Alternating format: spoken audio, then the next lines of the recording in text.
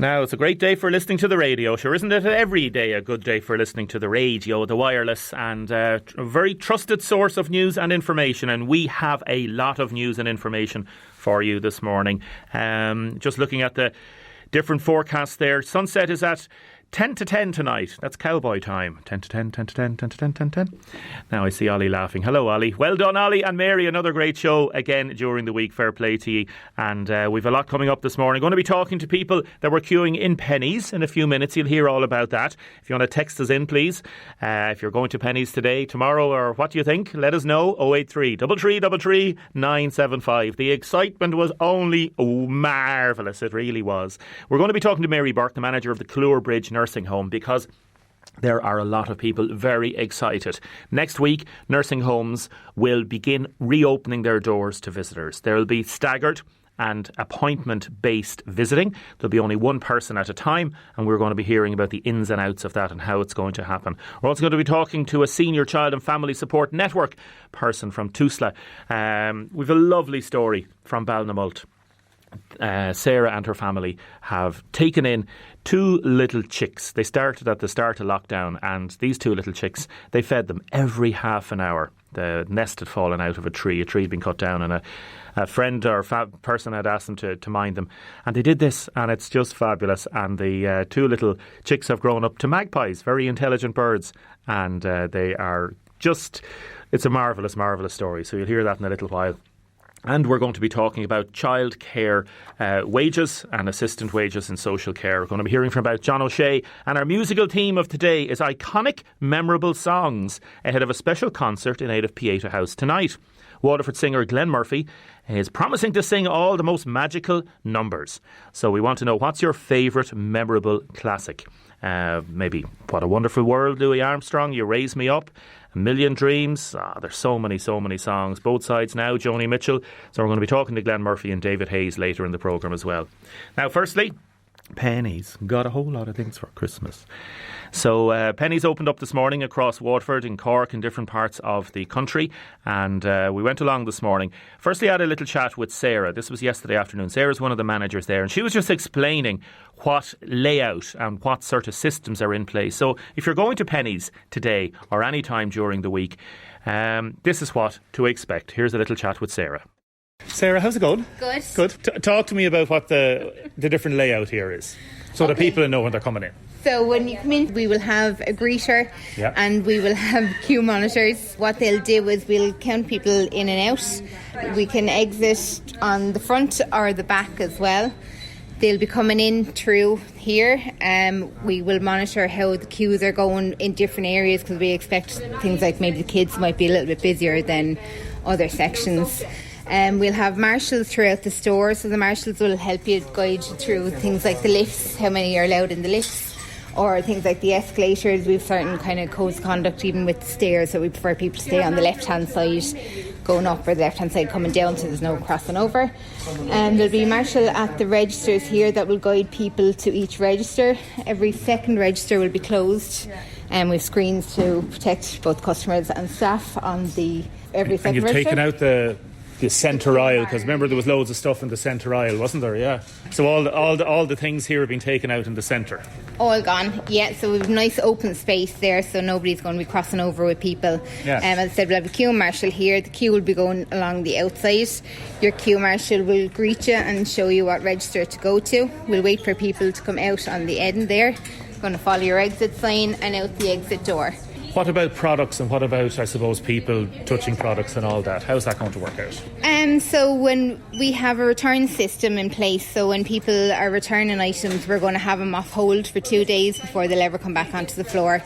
In terms of touching products, it'll be up to, we'll have hand sanitising station as we come in the door, so everybody will be sanitised entering the store. We'll also have sanitised baskets as well, so again we'll make sure that comfort's there for people to know that we're safe. And we have gloves for our staff, we have masks for their staff if they choose to wear them. And I presume you've had to have meetings with all the staff and go through all of these things. So today and We've had 4-hour sessions with every single member of staff. Wow. Yeah. So we are absolutely thorough. They've gone through different training sessions. We've had a station here, at the back, upstairs, and at the customer service desk. So we've gone through everything from toilets to customers to PPE to disposing of PPE. Absolutely everything we've gone through in detail. Have you had to take away some racks? Yeah, so we've, especially on the entrance here, because that's kind of where people are going to be. A lot of our better products, I suppose, our more popular products are inside the door. And we've taken out a good few rails here. We've taken out any kind of pinch points throughout the store as well that might have been a little bit tighter, so people feel free with buggies and stuff like that to get through. Same in the kids department, we've taken out a few rails up there as well. And what advice would you have for customers? Would it be a case of, listen, adhere to all the guidelines, don't handle too much stuff, or what would you be saying? Yeah, just adhere to the guidelines, sanitise, we would ask when you come in where possible. And just basically, just to be careful. Just to be careful, and just the queuing as well outside. And the queuing outside. So it was long there this morning. Karen had a little bit on news this morning. She got there around 6:30 as she was coming into work, and you heard some of the punters that were on the news. And I went along there just after 8 o'clock and spoke to a number of people at the top of the queue. Some people had been queuing since 5 o'clock this morning. Now the doors have been opened. I think they were opened around 8:30. So I don't know if there's any queue there now. But again, people have to be patient. You have to take your time and respect all the staff, because the staff have done some great work there. I want to wish everybody in Penneys, and every store obviously, but Penneys today, and all the staff, all the work that they're doing. It's great to see them back open. Around 140 staff, full and part-time. It's phenomenal. So listen, the best of luck and stay safe. So here's some of the punters outside. What would you go to if you were going to Penneys today? How much money would you bring? How are you? How long are you queuing? Since 5:30. 5:30? Yeah. Since 5. Since 5? Yeah. You're at the top of the queue. Congratulations. Thanks very much. What's your own name? Melissa. Are you excited? So excited. Who's here with you? Hello, ladies. No. How are you keeping? Tell us, why did you come in so early? It's Penneys, sure. Penneys, hon. Penneys bits. What are you going to go for first? There's a nice situation over there. I was looking at blazer jacket. Then I got up to the shoe section, and then up to get a few knickers, as you know yourself.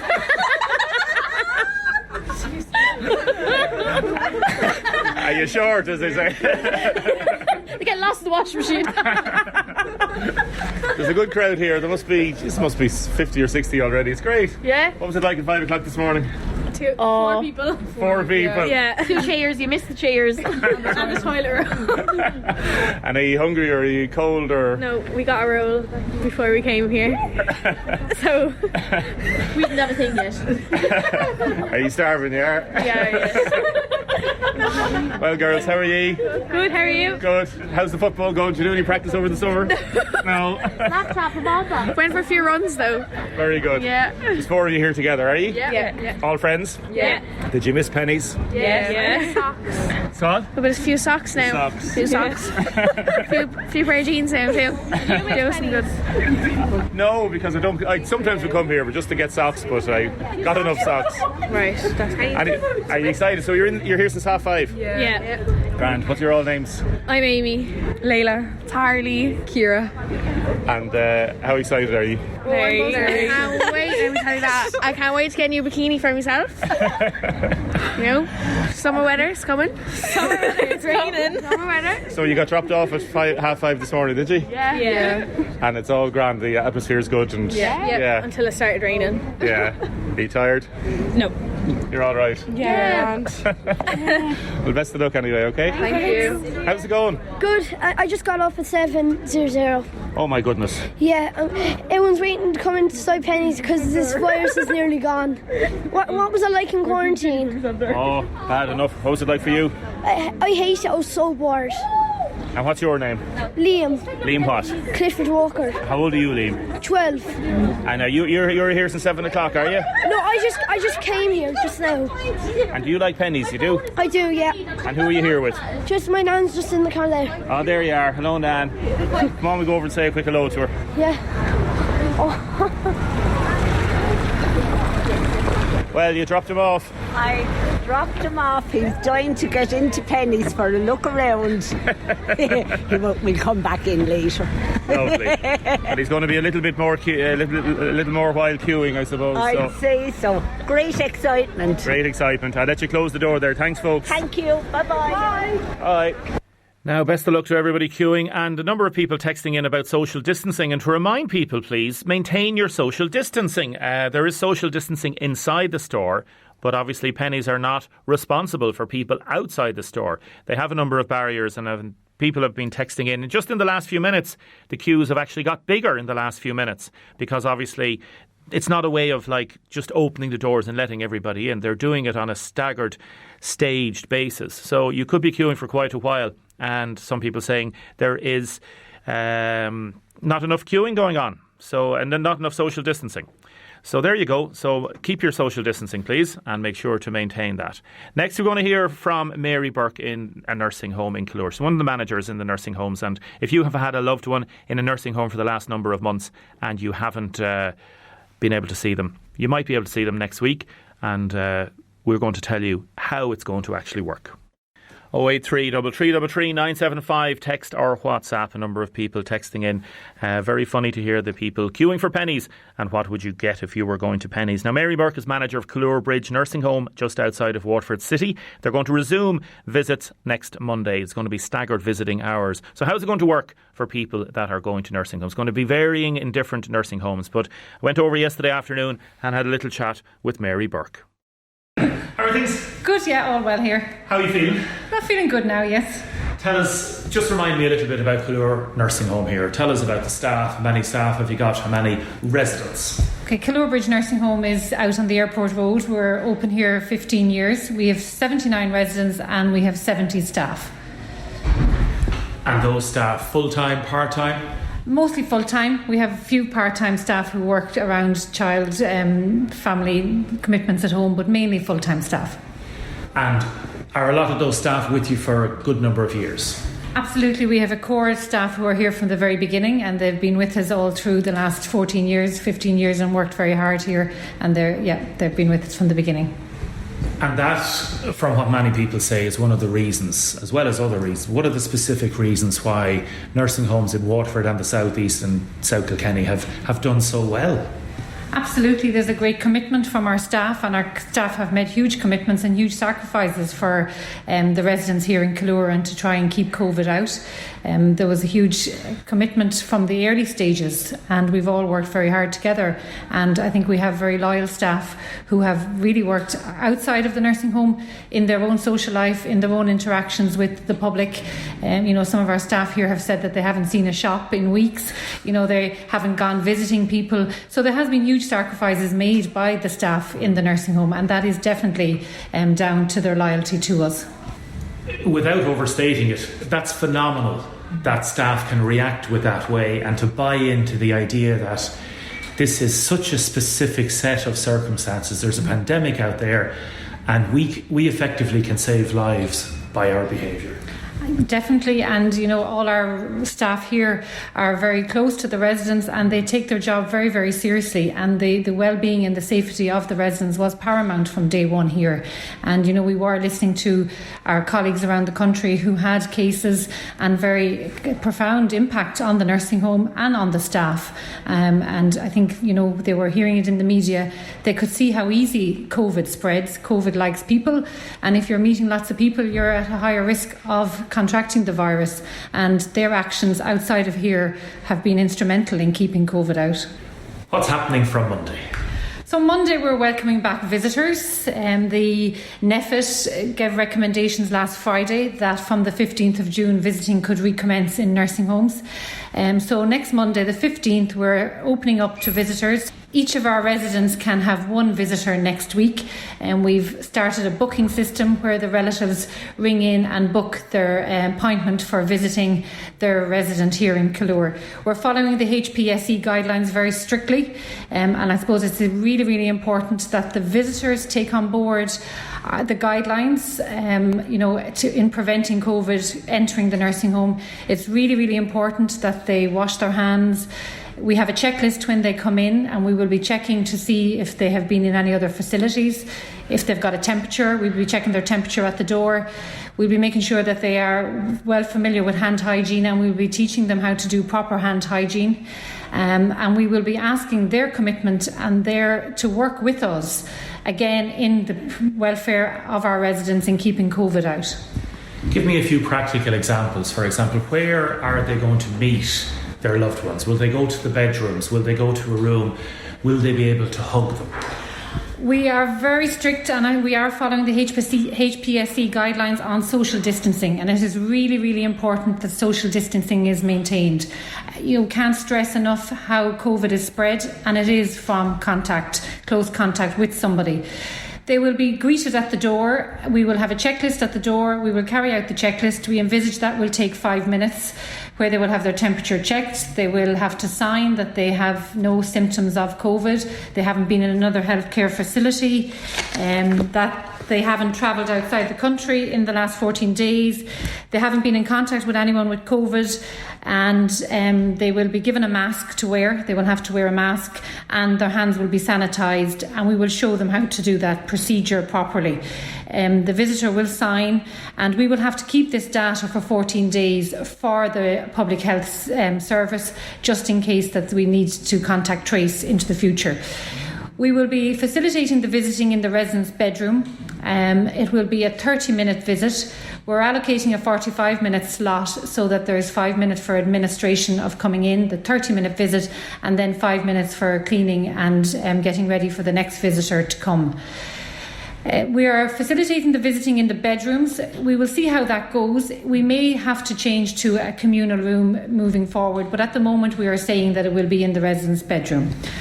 And I presume having it in the bedroom is in a way safer, because, God forbid, if there was any outbreak, that's the only place the person would have been in. Yeah, and I think that is the rationale from the HPSC, that if it was in a communal room, that you would have numerous people going in and out of that room.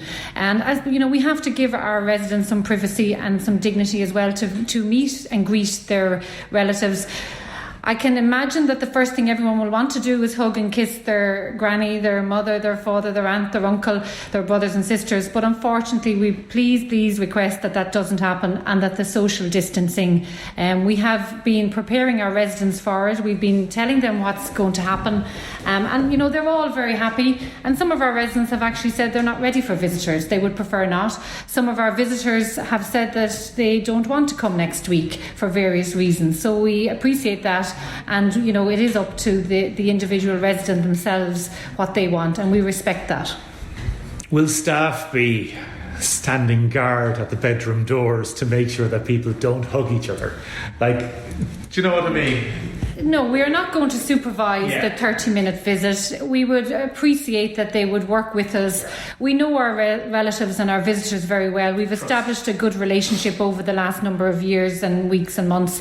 And, the trust, I hope, is out there that they will abide by the guidelines from the HPSC. I suppose our staff, myself and all our staff, we're very, very nervous. We've worked so hard to keep COVID away from the doors of Killure Bridge, and we are really, really nervous. We have a checklist here at the door of people who have been in the facility in the last 3 months. You could count 20 people who have come. Doctors, emergency visits, the plumber, the electrician. They've been emergency only. And now next week we're going to have 79 people coming.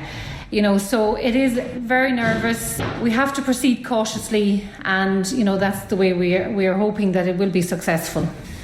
I can hear exactly what you're saying. So if anybody says, this is like sort of prisoner visiting time, that's not what you're saying, and that's not what the residents are saying, and that's not the way people should perceive that. This is a step forward for what has been there for the last 3 months, and it's only by taking baby steps that we'll be able to do this. Yeah, absolutely. And, we may have to backtrack on this if it doesn't work. We are hoping that next week it'll be one visitor, the following week it'll be one visitor again. And if this is successful and it works out well, and that everybody adheres to the HPSC guidelines and the guidelines set down by Killure Bridge Nursing Home, that we may be able to take further steps into the future and allow more visiting. But it is a huge, huge step forward for us. Again, I can't stress enough how cautious we have to be. just remind me again, can 2 people come to visit one person or just one? It's just one. The HPSE guidelines state that you can nominate 2 people. Each resident nominates 2 visitors, but there is only 1 visitor at a time. And the second visitor may come the following week. Well, the principle behind that is to reduce the contacts to the nursing home. And I appreciate some families. We have one gentleman inside here who has 10 children, and it is very difficult for families to choose, and we have left it to the resident in as far as we can for them to choose who comes to visit. And you have to kind of be practical. It may be the nearest one in Waterford. We're not encouraging people to come outside their county. We've had requests from Dublin, from Cork, for people to come, but at the moment we want to keep it in Waterford. Waterford is good, the numbers are really good in Waterford, and if we can keep it to the county, again we're reducing our risks. Might be handy for some people if they don't want to see some particular relation. What happens if somebody has, we'd say, dementia or Alzheimer's and doesn't understand this inability to hug people? Yeah, that is going to be difficult, and we've seen it in the early stages here when we trialled window visits and residents with dementia couldn't understand why the visitor outside the door wasn't coming in, and it ended up being more distressful for the resident with dementia, and we had to stop it. We will tread carefully, see how we go. Again, if the relative is wearing their mask and they're hand sanitised, the risks then hopefully will be low. And again, we urge our visitors coming here, don't go to Tesco, the post office, the bank and all these places before you come to your allocated time for visiting. Reduce your contacts. Make your visit to Killure Bridge your priority for the day, that you don't do all the other chores before you come here. With 79 residents, are we looking then at 1 visit per person per week at the minute? Yeah, that's the way we have it worked out at the moment. We have all our slots are booked up. We are starting next Monday at 11, and we have 4 visitors coming at 11. Then we have 2 to 2:45. We have 2:45 to 3:30. We have 3:30 to 4:15. It's outside of our meal times. It's during the times when we have the main cohort of staff here. We appreciate that people are working, people are, maybe not able to come, and we have facilitated that we have outside of our times. It's going to be lovely for so many people, won't it? It'll be so difficult, as you say, and there's a nervousness there, but it'll just be wonderful. Oh, it'll be wonderful for our residents to see their family. It's going to be hugely emotional. We've seen it from our drive-by birthdays. We've seen it from our window visits. Some of the staff said to me last week, "Oh, Mary, I want the week of the 15th off. I can't cope with all this emotion." It is. They haven't seen their relatives in 3 months. So, yes, we're prepared for plenty of emotion. We're prepared for the challenges that it will bring. But I think if we all work together as a team and the visitors working closely with the nursing home, it'll be very, very positive. Mary Burke, thank you very much.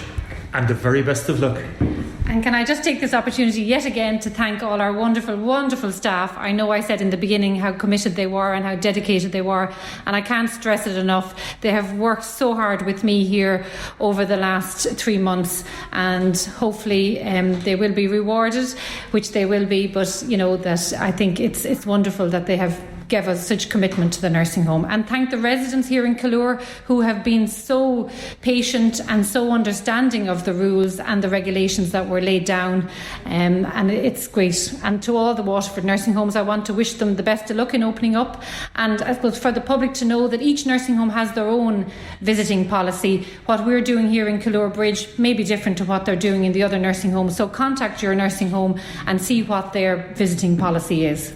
And thank you very much, Mary, for that interview. Really appreciate it, and the best of luck to everybody in every nursing home. A couple of people texting in. It's going to take a lot longer than that and will take weeks to get right. There might be some trauma for residents. Seeing a loved one through a screen while wearing a mask on all of this may confuse some residents with dementia and Alzheimer's. Can you please say a happy 25th silver anniversary to Trish and Noel, Barry and Liz Moore from their 3 fantastic daughters, Megan, Jane and Lisa. I don't know if we'll get to play that request, but we will try. Happy birthday to Eleanor Power, Arbor Road, Liz Duggan. Lots of love from her son Craig in Killarney, and we've had a few texts from abroad as well. Got a lovely letter in Handwritten letter. Damien, just wondering, if you please give a big shout out to the staff at the Sacred Heart Centre in Lady Lane, please. They provided a valuable service throughout the whole pandemic, supporting the families and caring for children with extra needs. They deserve recognition for dedication, professionalism throughout the pandemic. Thanking you sincerely, Marion G. Thanks very much, Marion, and thanks for taking the time to write to me. Now, your texts and comments, keep them coming in. I'm going to talk to Karina Foran in a minute. Firstly, great to hear all those wonderful young people, especially so happy about Penneys opening. It just made me smile to hear them happy, so happy after lockdown for so long. That's from Marie. Deirdre sent in something similar. All the lovely, cheerful giggles. Great to be young. Lovely to hear the great news. Mary Burke and her committed staff have been excellent during this unprecedented crisis, says this texter regarding WhatsApp videos and Facebook posts. Got a lovely message in from Jen. It says her mother's in the Holy Ghost Retirement Home, the Cork Road. They've been exceptional with all the residents, from Bridget, the matron, to the cleaning staff, the carers, the caterers. A big well done to everybody involved. Also, if you are going to visit your loved one next week, if you want to get in touch with me, I'd love to work with you and do a little video if needs be. So get in touch and let us know if you're interested in doing that. If you're not, no problem whatsoever, because it will be happy times. Now, speaking of happy times, Karina, good morning. Good morning, how are you? I'm good, thank you. Thanks very much for joining us, appreciate it. You're Senior Child and Family Support Network Coordinator for TUSLA, and you support, I suppose, communities, families with additional needs. Happy times, we've heard a lot of happy voices this morning, and people are beginning to get happy again in so many different respects. What's your general advice for people now at this phase of the coming out of lockdown, do you think, Karina? Well, I suppose coming from the work that we do, we primarily work with families and children and young people, and we support them throughout COVID. So it's always about moving on to the next stage. We're coming into the summer months. The schools, primary schools, will be officially nearly over soon, so that's less pressure for parents doing homework and pieces like that. And excuse me, we'll be coming into then the transition, and for some people going from different years, from going into secondary school, a lot of work would have been done in school that wouldn't have happened. So there's a lot of that kind of work that we're trying to do behind the scenes with families. That's been done through Family Resource Centres, Bernarda's, and supporting parents, school completion, and they've done a lot of that work as well. A lot of our support would be for parents that had, I suppose, difficulties throughout the lockdown. With children, around behavioural issues, parents that were separated, how to manage that. There was obviously we all saw it in the national news around domestic abuse. Yeah. So there's lots of bits that we do, I suppose, as our service to support families and children, and we work with all the community services as well in trying to, I suppose, guide people and support them and be that voice. To hear their voice and listen to them, and so that's kind of what we've been doing. Yeah, and I know we won't be able to touch on everything, but obviously people can go onto the TUSLA website, the HSE website, so it's TUSLA, and they can find out all the different services that you have, and as you say, covering issues from domestic abuse to financial issues to access issues, and there's been so many different issues in the last 3 months that have affected different people in different ways, haven't they, Karina? Yeah, absolutely. And there is, there's lots of positives. A lot of families, when this hit and they, everyone was in lockdown and we had limits on where we could go and what we could do, a lot of parents really, they found the resilience that they had, and they found really positive ways of managing, and their family have thrived. There's other families then that did have difficulties beforehand and continue to have those difficulties, and they would have linked in. And I suppose previous to the restrictions, we would have had a parenting drop-in service that was in the 4 areas in the county. So we switched that from a parenting phone support. And, parents were able to ring in and get advice on, and I suppose just to hear actually what you're doing is okay, it's enough, you're doing really well, and hearing that. They may not have that family network support in the community like other families have. So that was a good place for them to go and get that support. Yeah, that's very important because... it is, Because so many people can feel lonely, they can feel isolated, they may not have accessed or don't even know how to access services like this because it may not have affected them in the past. Absolutely. And one of the things that happened was that for some families that, struggled financially, they would have maybe had teenagers in the house. And I think any family that has teenagers in the house with the lockdown, all of a sudden there was no food left in the house because the teenagers have this appetite and they tend to eat a lot, and they did find it difficult to keep food on the table. So there was a lot of community support in helping families like that. I know the Brill Family Resource Centre, if anyone follows their Facebook, they would have seen the lovely hampers that went out. Bernardo's and ourselves, Tusta, would have done some food parcels as well to families, and we continue to support families with vouchers to get them over that little hump, because the financial support they get went from every week to 2 weeks, so the budgeting had to change. So there was a lot of change for people. So where we could, we stepped in and helped them in small ways, but they were big for families. Yeah, definitely. And there was a lot of activity packs went out. I know the Sacred Heart. And the important thing, Karina, as well, is that this is not over. Like the financial difficulties that people are facing, they might get worse. Hopefully not, but they might get worse, because once the COVID payments are starting to reduce and all that sort of stuff, people might find, and people may not be going back to work the same ways that they would have in the past. So we'll just have to wait and see. But certainly over the next 3 to 6 months, people need to be aware of the services that you have and also how to access them. So, like, for any listeners here this morning that want to say, OK, I have an issue, I need to talk to somebody about it, what do they do? Well, we continue to run our parenting support online service, phone service, and I have the number, and they can ring in. And what we do is, there's a lovely girl on our team called Jenny, and she takes the calls, and she'll either, advise them on, just let them know that they're doing everything they can and keep going with the good job they're doing, or they will link them in with services in the area that will help them, or they can get the support from our team through the mental process. So she is the person that will, I suppose, guide them and the best way to get the support from their family. And I can give you that number. And I know Please do, yeah. we had started the process, and we're nearly there. But we will have a Parenting Hub Facebook account where parents can look at, and we will advertise any parenting programs or any programs that will support parents with different behaviours that they need support with. And they can then, link in through that and get on that parenting program. And it'll be needs-led then, as opposed to someone just putting on a parenting program. So that will be up and running in August. And it will be the community services that will be providing all the community services, Bernardo's, all the family resource centres and ourselves, and other services that will run those programs. Super. So we will have that in place where when people go back to school, and there may be difficulties for kids and for parents also. Karina, thank you so much, and we'll put those details up on the website as well. It's good to talk to you, OK? No problem. Thanks very much, Damien. Thanks, Karina. All the best. Karina Four in there. Thank you. Serena, Senior Child and Family Support Network Coordinator for TUSLA. So that's TUSLA. So if you have any issues, they are on the Cork Road. Bernardo's there as well, because there's a lot of people out there that may be looking to access services for the first time.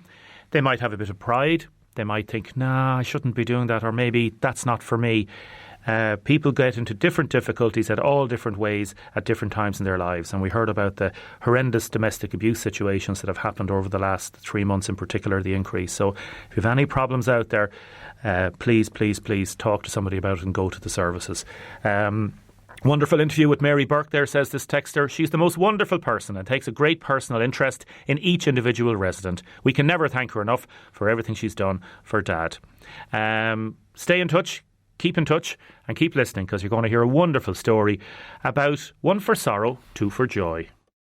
Now, would you take in some chicks if they fell out of a nest or fell out of a tree in the nest? Sarah O'Callaghan is in Ballinamult, and herself and her family, her husband is a guard in Dungarvan. Sarah, tell us, how did this start? What happened? So basically there was a lady in West Waterford, she got a call that there was a nest after being found. And so she did what she was supposed to do, I suppose, put the nest in a safe place, and hopefully the mother will come back. Okay. Checked a few hours later. Now that didn't happen. So this nest would had a tree been cut down, or was it? Or did the nest fall out? Do we know, or the nest was on the ground anyway? Was it? Yeah, it was on the ground. I think the tree was cut, unfortunately enough. But look, these things happen, I suppose. But so there was 4 little chicks in it. Now, unfortunately, there was only 2 survived, I suppose. they were cold, and so there was a little bit of work involved in it to try to get them back. But so what happened? Did this lady, did she say, would you mind them and try and raise them, or what happened? So I saw an ad it was on Facebook page that could anybody help out?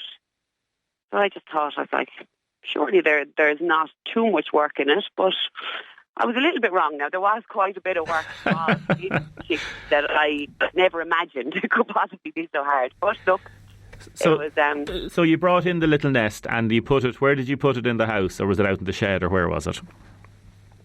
So I brought it in the first night. I had the heating on and kept it next to the radiator. Now, that wasn't sufficient. I had to get a heat lamp, because I suppose when they're in the wild, the mother is going to sit on the nest, so the heat is going to come from above. So she's going to keep the chicks warm. Yes. So that was the panic then into Dungarvan the following morning, get the heat lamp, get it all set up. But so I just had to adjust, I suppose, the heat lamp then every so often to keep the temperature right, that it's not too hot, not too cold.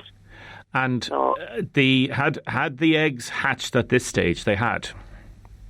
Oh, they had, yeah. They were roughly, I'm guessing, maybe 5-6 days old, because they had little pin feathers were starting to come through on them. Okay. Now, they were still tiny, like they'd fit in the palm of your hand. Yeah.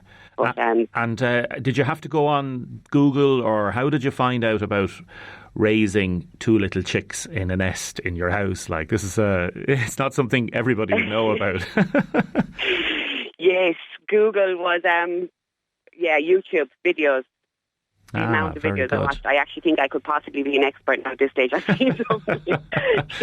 What did you did you know there were magpies from the start, or had you any idea? No, it was actually going from the nest. There was this couple they're in Kilmallock. It's wildlife magic or animal magic wildlife displays. He actually messaged me when he saw the nest, and he said he reckons that they're definitely magpies. So I suppose when the feathers started coming through and the colours are coming through, he was right on it. So that's brilliant, yeah. And tell me then, what did you feed them? How did you feed them? Yes, well, the first couple of days was quite tricky trying to get their mouths open. So I had to use the tiniest little syringe and give them small bits. They had to be fed every half an hour, which I suppose when they're in the wild, both parents feed them, so they're constantly going to and from the nest. So you have to, I suppose, keep as soon as their mouth opens. So I suppose after maybe a couple of days, I was able to use a syringe, which was easier for them, because you don't have too much control of the syringe, So once you're able to use the tweezers, I could use the tweezers then and put it into their mouth. And what did you feed them, Sarah? Cat food, tinned cat food. Cat food. Yeah. Whiskas or kitty cat? Did they have a preference? No. Anything, I suppose. After a few days, they just constantly eat and eat. So because I suppose the cat food there was higher. This actually the lad in Kilmallock told me this. There's higher protein in the cat food, and the moisture rate is quite high, because obviously they can't take in water when they're so small. Yes. So. And that was, you had to feed them every half an hour. What about night time? Yes, they do. They sleep. So you have to feed them basically from, we'll say, dawn to dusk, because they sleep during the night, which was good. But I suppose I was getting up as well during the night for the first few days just to check the temperature of the heat lamp, that they didn't get too hot, they didn't get too cold. So it was pretty much like round the clock work. So I suppose it wouldn't be for everyone unless you're literally at home with nothing to do. Like if you had to go out, like there was one day now I had to go out for shopping, and I knew I'd be gone longer than maybe an hour, 2 hours. They had to come with me. So that's probably they came with you in the car, did they? Yes, yeah, I know, a bit crazy, but other than that, they would probably be starved, Were they in the boot or in the front seat, or? The front seat, of course. They enjoyed their little journey. Yes, yeah. And were they? When did they start chirping? Probably after 2 or 3 weeks, they were starting to move around slightly. They were kind of starting to jump a little bit from the nests and moving around a little bit. So I suppose on week 4 or 5 then I was able to kind of bring him outside a little bit. You know, when the weather was so good, we took him to the garden and just get him used to the surroundings, and flying lessons took place, you know. And tell us about the family and the children and looking after them, and who else helped? Oh, the kids were brilliant. Like, they really enjoyed it. So they did every second feed, and my husband then, if he came off night, he'd finish at 7, so he would do the early morning one. And what's your everybody kind of got involved in this. What's your husband's name, and where does he work? It's Brian. He's inside in the station there in Dungarvan. Very good. And what's the children's names? How old are they? Stephanie is 9 and James 7. And even baby took part. She helped as well. She's only 2. But she loved to drop it. When they were able to open their mouths, like she was dropping the little bits of food into their mouth, and sure, it was great excitement for her. Yeah, we have a few pictures, and you sent a few. We'll put them up on Facebook, and it's lovely. And did you name the 2 magpies? Peter and Paul. Now the names changed quite a bit over the time. Like, every day nearly at the start they had different names. But yeah, I know it was lovely now. But like, it's the only thing I'd be weary of, like if somebody actually saw the pictures and noticed, like it's not for everyone. Like, you know, if you do see a bird, like 9 out of 10 times they don't need our help. Like this was a case that we had to intervene, you know, like because they wouldn't have survived. But yes, of course, yeah. And so 1 for sorrow, 2 for joy, and then they're now outside, and they've flown away, or they've come back, or what's the situation now? Yes, they live now up in the trees just at the other end of the field, but as soon as you go out the back door, they spot you. They're over. They could land on your head. You could, but like they're now eating and drinking themselves, so they don't need us as much. But in the odd time now, I might feed them a small bit. Like in the morning now, I give them a little bit into their mouth, but they're well able now to survive for themselves. And so it's great that to see them now. Like from when we got them, I guess they were so small. Just to see them flying away is just absolutely amazing. That, you know, I suppose that's all you want, is just to put them back into the wild and let them live on, I guess, their lives. But yeah, and that moment that moment when you took them out, and kind of, I'd say you were a bit sad, kind of thinking, oh God, they might just fly away and not come back. And I'd say the children were thinking, oh, what's going to happen? Was it like you invested how many weeks? You're talking 6-8 weeks. Was it nearly 2 months? Yeah, just about with May, June. Yeah, about 6 weeks. Wow, that's a lot of that's a lot of emotional effort as well. Like it's like a little obsession as well. I'd say it was lovely, was it, Sarah?